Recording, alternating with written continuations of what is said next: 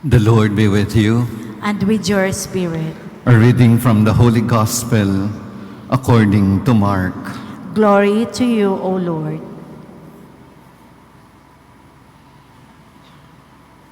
When Jesus had crossed again in the boat to the other side, a large crowd gathered around him, and he stayed close to the sea.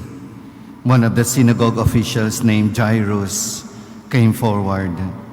Seeing him, he fell at his feet and pleaded earnestly with him, saying, "My daughter is at the point of death. Please come lay your hands on her, that she may get well and live." He went off with him, and a large crowd followed him. There was a woman afflicted with hemorrhages for 12 years. She had suffered greatly at the hands of many doctors and had spent all that she had. Yet she was not helped, but only grew worse. She had heard about Jesus and came up behind him in the crowd and touched his cloak.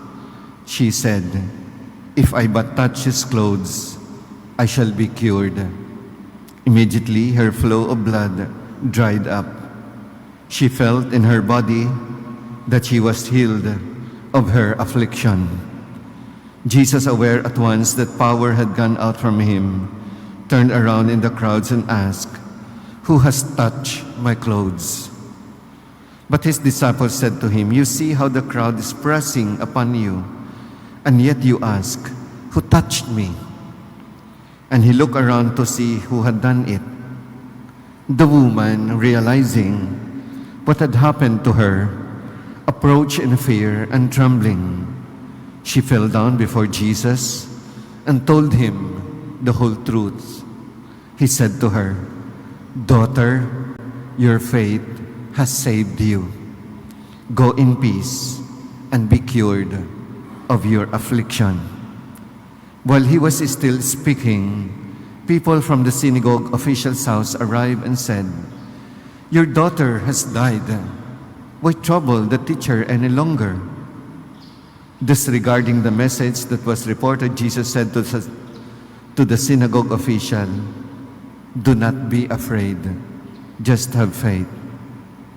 He did not allow anyone to accompany him inside except Peter, James, and John, the brother of James. When they arrived at the house of the synagogue official, he caught sight of a commotion, people weeping and wailing loudly. So he went in and said to them, "Why this commotion and weeping? The child is not dead, but asleep." And they ridiculed him. Then he put them all out. He took along the child's father and mother and those who were with him and entered the room where the child was. He took the child by the hand and said to her, "Talitha kum," which means, "Little girl, I say to you, arise."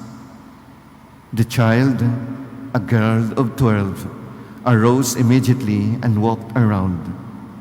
All that they were utterly astounded.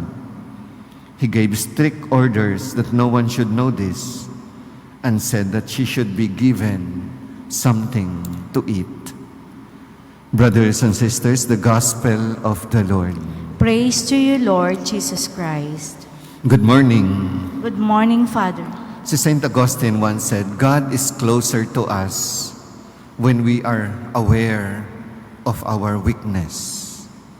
Ang Diyos mas malapit sa atin, lalong-lalo na kapag aware tayo na sa ating mga kahinaan. Brothers and sisters, this is the experience of those people na when we are sick, alam natin kapag may sakit tayo, parang we do not do something except rest and pray. Mas malapit ang Diyos kapag nararamdaman natin na tayo'y mahina. Ang ating experience as we celebrate today the feast of Saint Blaise is that na-experience natin may mga sore throat that won't go away.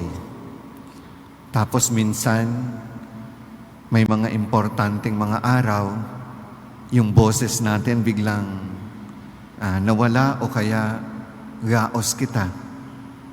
And there are cough that keeps us awake at night. There are some pains that need more than medicine. They need prayer. Si Saint Blaise, brothers and sisters, at the beginning, at the 4th century, he was a physician, doctor siya, medical doctor. Yun nga lang, during that time, there was persecution. And so, what he did, nagtago siya sa isang kuweba. Pero kahit nagtatago siya sa isang kuweba, yung mga tao, puntahan pa rin sa kanya. Yung tradition of the blessing of throat started, may isang bata na nagpunta sa kanya. Siguro may kinain tapos bumara yung fishbone, no? Yung fishbone bumara. Tapos they asked for the prayer of Saint Blaise. And true enough, he saved the child. And so, the blessing of throat, it is asking God to protect us from the illnesses of the throat and from every evil. Yung throat natin, sabi nga, ginagamit natin ito when we speak of love and sometimes when we speak of anger. Importante yung boses kasi ito'y nakakapag-relate ng tunay na pagmamahal or minsan galit. We use it also when we pray or we complain. Pag magdasal tayo, ginagamit natin ang ating boses. Or minsan, ginagamit natin ito when we tell the truth or being kept silent. Brothers and sisters, as we also pray for Saint Blaise, and many of us, no? Ang daming may devotion. Parang sinasabi sa atin that nothing may block God's grace in us. Not illnesses, not fear, not discouragement. Walang pwedeng humadlang para sa atin, para maramdaman natin ng Diyos kasama natin when we are sick, when we are afraid, and when we are discouraged. And so as we receive the blessing today, may Saint Blaise remind us that God is close to our weakness, that God is also attentive to ourselves, and also He is generous in healing us. Siguro, kahit nakareceive tayo ng miracle, we may still face sickness or trial. But as we walk forward, alam natin, kasama natin ang Diyos. The blessing of throat will follow after the Mass dito po sa may canopy. Please all stand.